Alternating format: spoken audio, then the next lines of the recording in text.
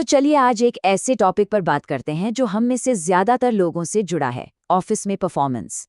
आज हम परफॉर्मेंस के पुराने तौर तरीकों को तोड़ेंगे और देखेंगे कि कुछ नया कैसे बनाया जा सकता है। तो चलिए एक सवाल से ही शुरू करते हैं, जो ऑफिस की एक बहुत बड़ी उलझन है। क्या हो अगर ये जो ट्रेडिशनल परफॉर्मेंस रिव्यूज हैं, जिन्हें मोटिवेट करने के लिए बनाया गया है, वो असल में फायदे से ज्यादा नुकसान पहुंचा रहे हो? अब ये देखिए, ये एक असली लेकिन मजेदार कमेंट है जो किसी के अप्रेजल में लिखा गया था। ये दिखाता है कि पुराने सिस्टम कितने बेतुके और सच कहें तो कितने बेकार हो सकते हैं।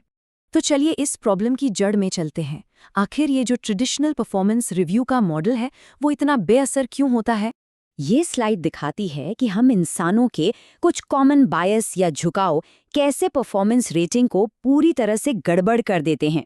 जैसे लीनियंसी एरर, मतलब जब मैनेजर बहुत ही नरम दिल हो जाते हैं, या फिर रीसेंसी एरर, जिसमें पूरे साल की मेहनत भूलकर बस हाल के काम को याद रखा जाता है।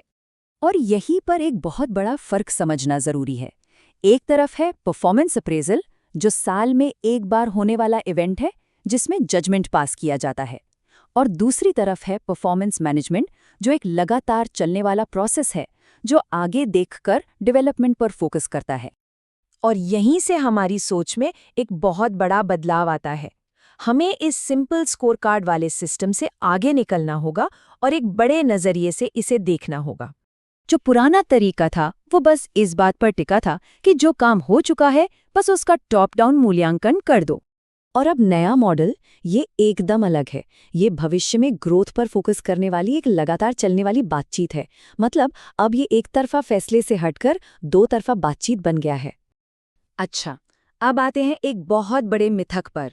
वो क्या चीज़ है जो लोगों को हाई परफॉर्मेंस के लिए असल में मोटिवेट करती है? क्या पैसा ही सब कुछ है? क्या वही सबसे बड़ा मोटिवेटर है? एक रिसर्चर हैं डैन पिंक। उनके हिसाब से असली अंदरूनी मोटिवेशन का ये पहला पिलर है ऑटोनोमी।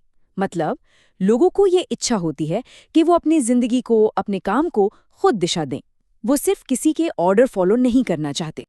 और दूसरा पिलर है मास्टरी। ये हमारी वो अंदर की इच्छा है कि हम किसी ऐसी चीज में बेहतर बने जो हमारे लिए मायने रखती है। हम सब उन चीजों में अच्छे होना चाहते हैं जो जरूरी है। और मोटिवेशन का तीसरा और बहुत जरूरी पिलर है पर्पस। ये वो जरूरत है कि हमारा काम किसी बड़ी चीज से जुड़ा हो, किसी बड़े मिशन का हिस्सा हो। इसका एक बहुत ही जबरदस्त असली उदाहरण है साउथवेस्ट एयरलाइंस।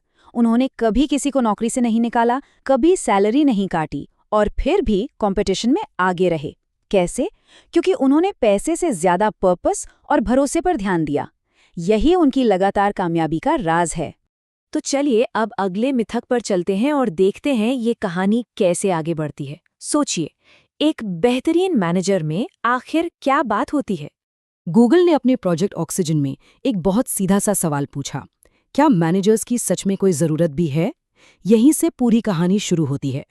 और उनकी रिसर्च से 8 खास बातें सामने आईं जो एक बेहतरीन मैनेजर बनाती है। ये जानने की उत्सुकता होती है कि आखिर वो क्या है। तो ये है वो लिस्ट। गूगल के डेटा के हिसाब से ये वो 8 आदतें हैं जो उनके सबसे असरदार मैनेजर्स में पाई गईं। इसमें आप देखेंगे कि कोचिंग, टीम को ताकत देना और अच्छी कम्युनिकेशन जैसी चीज़ें शामिल हैं। लेकिन सबसे चौंकाने वाली बात क्या थी पता है? टेक्निकल स्किल वो लिस्ट में सबसे नीचे आखिरी नंबर पर थी। मतलब साफ है, सॉफ्ट स्किल्स ही हैं जो असल में मायने रखती हैं। और ये बात सीधे मैनेजर के रोल को उस एक चीज से जोड़ती है जो हाई परफॉर्मिंग टीमों के लिए सबसे ज्यादा जरूरी है, साइकोलॉजिकल सेफ्टी। गूगल की एक और स्टडी प्रोजेक्ट एरिस्टोटल में ये पाया गया कि ये एक ऐसा माहौल बनाने के बारे में है जहां भरोसा हो, एक दूसरे की इज्जत हो और लोग बिना डरे खुलकर बात कर सकें। ये सब हमें एक लीडर की भूमिका में एक बहुत गहरे बदलाव की तरफ ले जाता है। तो आज के मैनेजर का नया फोकस क्या होना चाहिए? ये हैं वो कदम। पहला, भरोसा और सेफ्टी का माहौल बनाना। दूसरा, ग्रोथ के लिए कोचिंग देना। तीसरा, साफ और लगातार फीडबैक देना। और चौथा, काम को एक बड़े मकसद से जोड़ना। मतलब अब मैनेजर का रोल कंट्रोलर का नहीं, बल्कि टीम की क्षमता को बाहर लाने वाले का है।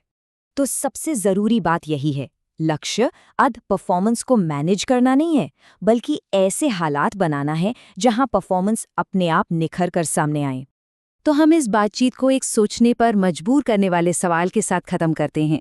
एक लीडर के तौर पर क्या कोई एक छत्ता बना रहा है या सिर्फ मधुमक्खियों को मैनेज कर रहा है?